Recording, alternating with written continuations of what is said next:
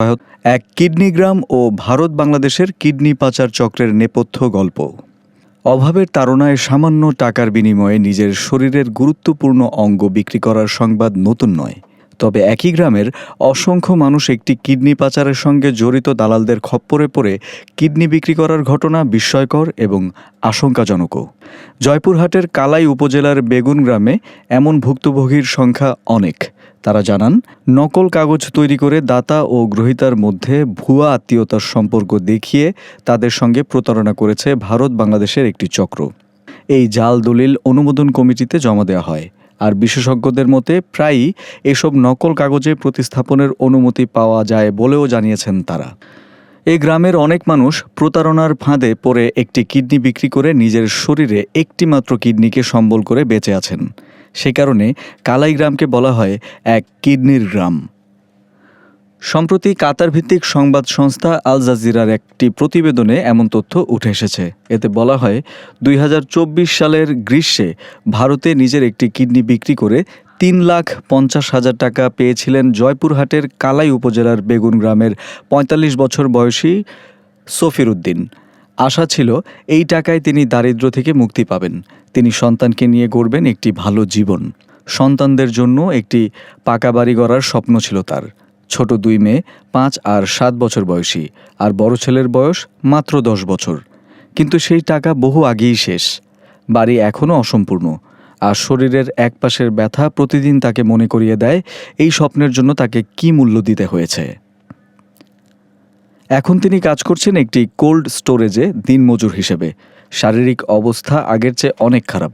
প্রায়ই এমন ক্লান্তি আর ব্যথায় ভোগেন, যেটা নিয়ে স্বাভাবিক কাজ করাও তার পক্ষে কঠিন হয়ে দাঁড়িয়েছে। তিনি বলেন, আমি আমার কিডনি দিয়েছিলাম যাতে আমার পরিবার ভালো জীবন কাটাতে পারে। আমি আমার স্ত্রী ও সন্তানদের জন্য সব কিছু করেছি। দালালরা তাকে মেডিকেল ভিসায় ভারত নিয়ে যায়। যাবার সব ব্যবস্থা, ফ্লাইট, কাগজপত্র, হাসপাতালের কাজকর্ম তারাই করে দিয়েছিল। ভারতের ভেতর সফির উদ্দিন নিজের মূল বাংলাদেশি পাসপোর্ট ব্যবহার করলেও কিছু নকল কাগজ তৈরি করা হয়েছিল। সেখানে কিডনি নেয়ার ব্যক্তির সঙ্গে তার ভুয়া পারিবারিক সম্পর্ক দেখানো হয়েছিল। তার পরিচয় বদলে দেওয়া হয়, আর তার কিডনি অজানা একজন রোগীর দেহে স্থাপন করা হয়, যাকে সে কখনো দেখেনি। সফির উদ্দিন বলেন, আমি জানি না আমার কিডনি কে পেয়েছে, তারা কিছু বলেনি। ভারতে আইন অনুযায়ী কেবল নিকটাত্মীয়দের কাছ থেকে বা বিশেষ সরকারি অনুমতি নিয়ে অঙ্গ প্রতিস্থাপন করা যায়। কিন্তু পাচারকারীরা সবকিছু ভিন্নভাবে চালায়। পারিবারিক সম্পর্কের কাগজপত্র, হাসপাতালের রেকর্ড, এমনকি ডিএনএ পরীক্ষাও নকল করে নিয়ম এড়িয়ে যায়। মিশিগান স্টেট ইউনিভার্সিটির অধ্যাপক এবং বিশ্ব স্বাস্থ্য সংস্থার অঙ্গ প্রতিস্থাপক টাস্ক ফোর্সের সদস্য মনিরুজ্জামান বলেন, সাধারণত বিক্রেতার নাম বদলে দেওয়া হয়, আর একজন আইনজীবীর মুদ্রাঙ্কিত নোটারি সার্টিফিকেট তৈরি করা হয়, যেটি ভুয়া পারিবারিক সম্পর্ক প্রমাণ করে। নকল জাতীয় পরিচয়পত্র দিয়ে এটাও দেখানো হয় যে ডোনার রোগীর আত্মীয়, যেমন বোন, মেয়ে বা অন্য কোনো সদস্য, যিনি দয়া থেকে অঙ্গ দিচ্ছেন। সফির উদ্দিনের গল্প। তার গ্রামে প্রায় 6,000 মানুষ বাস করে। সেখানে কিডনি বিক্রি খুবই সাধারণ ঘটনা। গ্রামের মানুষ এটাকে এক কিডনির গ্রাম বলে ডাকে। বেগুন গ্রাম, যে কালাই উপজেলার অংশ, ওই এলাকা কিডনি পাচারে হটস্পট হিসেবে পরিচিত। কালাই উপজেলা বাংলাদেশের সবচেয়ে দরিদ্র এলাকার একটি। বেশিরভাগ ডোনার 30 বছর বয়সী পুরুষ, যারা দ্রুত টাকা পাওয়ার লোভে এই কাজ করেন।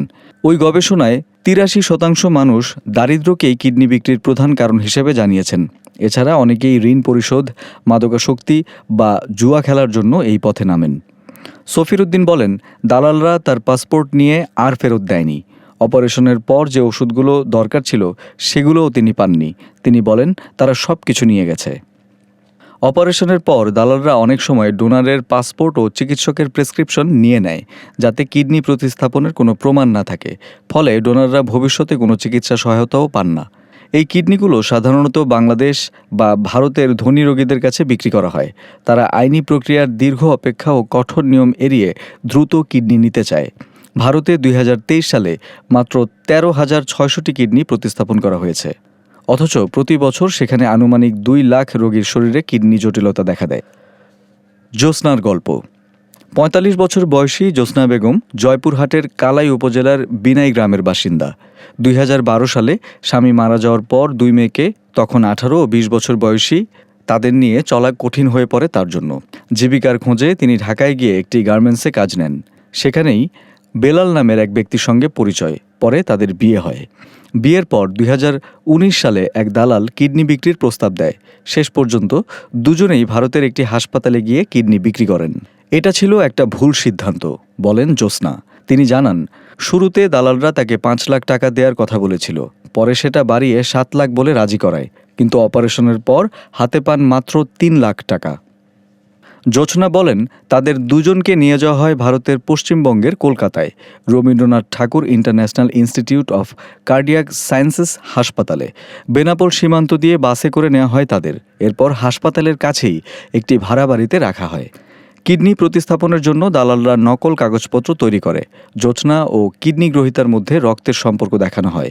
সফিরউদ্দিনের মতো তিনিও জানেন না তার কিডনি কে পেয়েছে। জ্যোৎস্না বলেন, তার পাসপোর্ট ও পরিচয়পত্রের সবকিছুই দালালরা নিজেদের কাছে রেখে দিয়েছিল। তিনি বলেন, প্রেসক্রিপশন তারা নিয়েছে, এতে সমস্যা ছিল না, কিন্তু পাসপোর্টটা চেয়েছিলাম, আর ফেরত দেয়নি। প্রায় 2 মাস ভারতে থাকার পর দালালদের সঙ্গেই দেশে ফিরে আসেন জ্যোৎস্না। তখনও আশ্বাস পেয়েছিলেন বাকি টাকা ও পরিবারের জন্য সহযোগিতা পাবেন। ঈদে কয়েকবার অল্প কিছু টাকা দেওয়ার পর আর কোনো খোঁজ নেয়নি তারা। অপারেশনের জন্য বেলালও 3 লাখ টাকা পেয়েছিলেন। এরপর তিনি জ্যোৎস্নাকে ছেড়ে আরেকজনকে বিয়ে করেন। জ্যোৎস্না বলেন, আমার জীবন শেষ হয়ে গেছে। এখন তিনি সবসময় ব্যথায় ভোগেন। ওষুধ কেনার টাকাও জোগাড় করতে কষ্ট হয়। তিনি বলেন, কোনো ভারী কাজ করতে পারি না, বাঁচতে হবে, কিন্তু ওষুধ সবসময় লাগে। কিছু ক্ষেত্রে তারা একসময় কিডনি বিক্রির শিকার ছিলেন, পরে তারাই এই প্রতারণার অংশ হয়ে উঠেছেন। তেমনি নাম প্রকাশে অনিচ্ছুক একজন বলেন, একসময় ঢাকার প্রেসার কুকার, প্লাস্টিকের বাটি, ব্লেন্ডার ইত্যাদি বিক্রি করতেন ই-কমার্স প্ল্যাটফর্ম ইভ্যালির মাধ্যমে। ইভ্যালি বড় লাভের আশ্বাস দিলেও 2021 সালের কেলেঙ্কারির পর তা বন্ধ হয়ে যায়। এর সঙ্গে হারিয়ে যায় সাজলের জমানো টাকা ও জীবিকা। ঋণের বোঝায় ডুবে গিয়ে এবং টাকার চাপ সামলাতে না পেরে 2022 সালে তিনি দিল্লির ভেঙ্কটেশ্বর হাসপাতালে নিজের একটি কিডনি বিক্রি করেন। তাকে 10 লাখ টাকা দেওয়ার প্রতিশ্রুতি দেওয়া হলেও তিনি পেয়েছিলেন মাত্র 3,50,000 টাকা। ভেঙ্কটেশ্বর হাসপাতালে নিয়ে বারবার অনুরোধ সত্ত্বেও কোনো মন্তব্য করেনি। সেই সময় তিনি ভেবেছিলেন, তিনি যেটুকু পাওয়ার কথা ভেবেছিলেন তা কেবল আরেকজনকে এনে কিডনি বিক্রি করিয়ে তবেই অর্জন করা সম্ভব। এরপর কয়েক মাস তিনি নিজেই দালাল হিসেবে কাজ করেন। বাংলাদেশি ডোনারদের ভারতের বিভিন্ন হাসপাতালে নিয়ে কিডনি প্রতিস্থাপনের ব্যবস্থা করেন, কিন্তু টাকার ভাগাভাগি নিয়ে চক্রের লোকদের সঙ্গে বিরোধ হওয়ায় তিনি এই কাজ ছেড়ে দেন। তখন থেকেই তিনি নিজের জীবন নিয়ে শঙ্কিত। তিনি বলেন, আমি এখন এই চক্রের বন্দুকের সামনে দাঁড়িয়ে আছি। তিনি জানান, বাংলাদেশি হাসপাতাল থেকে শুরু করে ভারতীয় চিকিৎসা ব্যবস্থা পর্যন্ত পুরো নেটওয়ার্কটি এখনও নির্বিঘ্নে চলছে। ডাক্তার থেকে শুরু করে রোগী, 2 দেশের দালাল সবাই এতে জড়িত।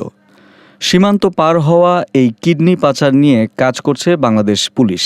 পুলিশের সহকারী মহাপরিদর্শক এআইজি এনামুল হক সাগর বলেন, ইউনিফর্মধারী সদস্য ছাড়াও এখন গোপন তদন্তকারীরা মাঠে নেমেছে, যারা পাচার চক্রের খোঁজ নিচ্ছেন এবং তথ্য সংগ্রহ করছেন। তিনি বলেন, এই বিষয়টি আমাদের নজরদারিতে আছে এবং প্রয়োজন অনুযায়ী আমরা ব্যবস্থা নিচ্ছি। সাগর জানান, কিডনি পাচার চক্রের সঙ্গে জড়িত কয়েকজন দালাল সহ অনেককে গ্রেফতার করা হয়েছে। অনেক মানুষ এই চক্রের ফাঁদে পড়ে কিডনি বিক্রি করে ফেলেছে। আমরা তাদের ধরতে কাজ করছি, যোগ করেন তিনি। সীমান্তের ওপারে ভারতেও কিছু চিকিৎসকের বিরুদ্ধে ব্যবস্থা নেওয়া হয়েছে। 2024 সালের জুলাইয়ে দিল্লি পুলিশ গ্রেফতার করে 50 বছর বয়সী কিডনি ট্রান্সপ্লান্ট সার্জন ডাক্তার বিজয়া রাজকুমারীকে। ভারতীয় কর্মকর্তাদের দাবি, 2021 থেকে 2023 সালের মধ্যে তিনি একটি বেসরকারি হাসপাতালে প্রায় 15টি কিডনি প্রতিস্থাপন করেন, যার সবগুলোতেই ছিলেন বাংলাদেশি ডোনার। গবেষক মনিরুজ্জামান বলেন, নৈতিকতা বজায় রাখার বদলে সরকার এখন অর্থনৈতিক দিকটাই গুরুত্ব দিচ্ছে। এতে করে বেআইনি প্রতিস্থাপন থামছে না। ভারতে মানব অঙ্গ প্রতিস্থাপন আইন 1994 সালে চালু হয়, যা কিডনি দান নিয়ন্ত্রণ করে। এই আইন অনুযায়ী সাধারণত বাবা মা, ভাই বোন, সন্তান বা স্বামী স্ত্রীর মতো নিকটাত্মীয়দের মধ্যেই কিডনি প্রতিস্থাপন অনুমোদিত। নিকটাত্মীয় না হলে দানের উদ্দেশ্য নিঃস্বার্থ কিনা তা যাচাই করে অনুমোদন দিতে হয় সরকার নিযুক্ত একটি কমিটিকে, যাকে বলা হয় অনুমোদন কমিটি। কিন্তু কিডনি পাচারের সঙ্গে জড়িত দালালরা এসব নিয়মকে ফাঁকি দেয়। তারা নকল কাগজ তৈরি করে ডোনার ও গ্রহীতাদের মধ্যে ভুয়া আত্মীয়তার সম্পর্ক দেখায়। এই জাল দলিল অনুমোদন কমিটিতে জমা দেওয়া হয়, আর বিশেষজ্ঞদের মতে প্রায়ই এসব ভুয়া কাগজে প্রতিস্থাপনের অনুমতি মিলে যায়।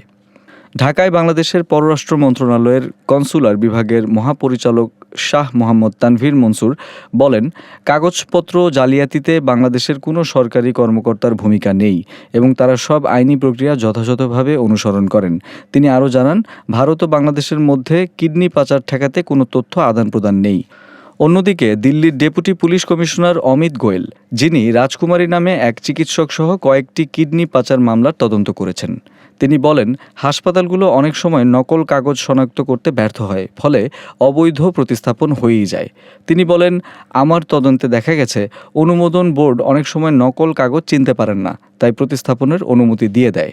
বাংলাদেশের কয়েকটি জেলায় কাজ করা দালাল মিজানুর রহমান বলেন, পাচারকারীরা সাধারণত কোনো এক চিকিৎসক বা হাসপাতালের রিভিউ বোর্ডের সদস্যদের টার্গেট করে এবং ঘুষ দিয়ে কাজ আদায় করে। তিনি বলেন, বাংলাদেশি দালালরা সাধারণত ভারতের দালালদের সঙ্গে যোগাযোগ রাখে। তারা এসব ডাক্তার ঠিক করে দেয়। এ ধরনের ডাক্তাররাই সাধারণত পুরো লেনদেনের বড় অংশ নিয়ে নেয়। দালাল ও কিছু হাসপাতালের জন্য এই কিডনি পাচার অনেক বড় টাকার খেলা। একজন রোগী সাধারণত একটি কিডনির জন্য 22 থেকে 26 হাজার ডলার পর্যন্ত নিয়ে থাকেন, যা বাংলা টাকায় 25 থেকে 30 লাখ টাকা। কিন্তু ডোনাররা এর সামান্যই পান। ডোনাররা সাধারণত 3 থেকে 5 লাখ টাকা পায়। বাকি টাকা দালাল, জাল কাগজ তৈরির সঙ্গে যুক্ত কর্মকর্তাদের মধ্যে ভাগ হয়ে যায়। কখনো কখনো আরও ভয়ঙ্করভাবে প্রতারণা করা হয়। দালালরা বাংলাদেশি নাগরিকদের ভালো চাকরির প্রলোভন দেখিয়ে ভারতে নিয়ে যায়, পরে জোর করে বা ফাঁকি দিয়ে তাদের থেকে কিডনি নিয়ে নেয়। হন্যে হয়ে কাজের খোঁজে থাকা এসব মানুষকে হাসপাতালে নেওয়া হয় মিথ্যে কথা বলে। সেখানে তাদের শরীরে অপারেশন করা হয়, যেটার পরিণতি তাদের অনেকেই বুঝতে পারেন না। যেমন গত বছর সেপ্টেম্বর মাসে ভারতের এক পাচারকারী চক্র অনেক বাংলাদেশিকে চাকরির কথা বলে আটকে রাখে, কাউকে জোর করে বা ফাঁকি দিয়ে কিডনি দান করায়, পরে অল্প কিছু টাকা দিয়ে ফেলে রেখে দেয়। ব্র্যাকের অভিবাসন কর্মসূচির সহযোগী পরিচালক শরীফুল হাসান বলেন, কেউ কেউ চরম দারিদ্র্যের কারণ দেখিয়ে কিডনি বিক্রি করে, কিন্তু অনেকেই প্রতারণার শিকার হন। একজন ধনী ভারতীয় রোগী কিডনি খোঁজেন, একজন দালাল কোনো গরিব বাংলাদেশিকে খুঁজে আনেন বা চাকরির প্রলোভনে কাউকে নিয়ে যান। এই চক্র এভাবেই চলতে থাকে।